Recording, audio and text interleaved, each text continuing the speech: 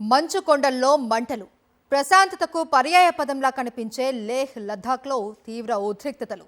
లద్దాఖ్కు రాష్ట్ర హోదా ఇవ్వాలి అంటూ యువత చేపట్టిన ఆందోళన హింసాత్మకంగా మారడం, సోనం వాంగ్చుక్ అరెస్టు కావడం చర్చనీయాంశంగా మారాయి. అసలు ఎవరి సోనం వాంగ్చుక్? ఆయన అరెస్టుకు దారితీసిన పరిణామాలు ఏంటి?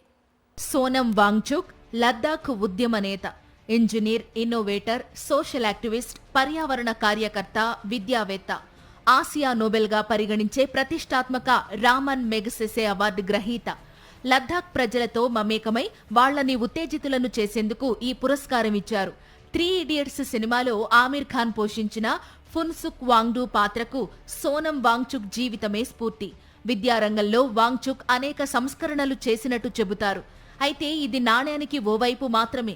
అరబ్ స్ప్రింగ్, నేపాల్ జెన్జీ నిరసనలను ప్రస్తావిస్తూ లేహ్లో యువతను రెచ్చగొట్టి హింసకు ప్రేరేపించారన్నది కేంద్ర హోంశాఖ ఆరోపణ.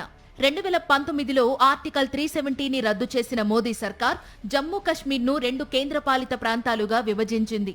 జమ్మూ కశ్మీర్ అసెంబ్లీతో కూడిన యూటీ కాగా లద్దాఖ్ పూర్తిగా యూనియన్ టెరిటరీ, కేంద్రపాలిత ప్రాంతంగా మారిన కొత్తలో ఈ నిర్ణయాన్ని స్వాగతించిన స్థానిక ప్రజలు తర్వాత లద్దాఖ్కు అన్యాయం జరుగుతోందనే భావనలోకి వచ్చారు.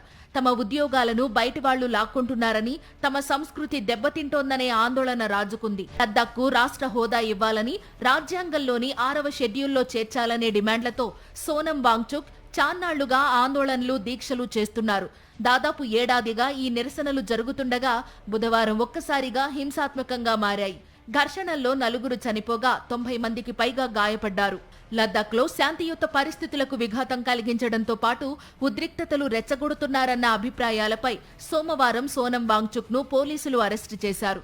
జాతీయ భద్రతా చట్టం కింద కస్టడీలోకి తీసుకుని జోధ్పూర్ సెంట్రల్ జైలుకు తరలించారు. ఈ నేపథ్యంలో వాంగ్చుక్ కార్యకలాపాలపై సంచలన విషయాలు వెల్లడించారు Ladakh DGP SD Singh జంవాల్.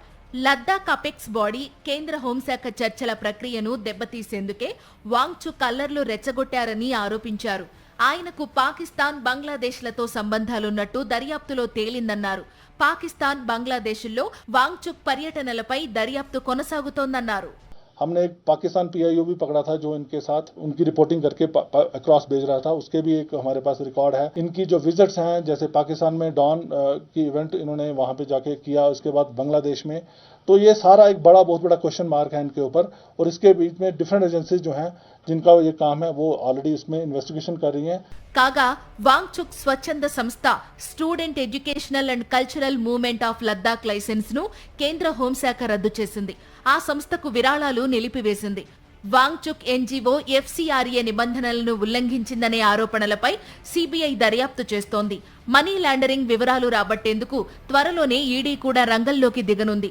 Sonam Wangchuk arrest నేపథ్యంలో ఎలాంటి అవాంఛనీయ ఘటనలకు తావు లేకుండా లేహ్లో నిషేధాజ్ఞలు విధించారు పోలీసులు.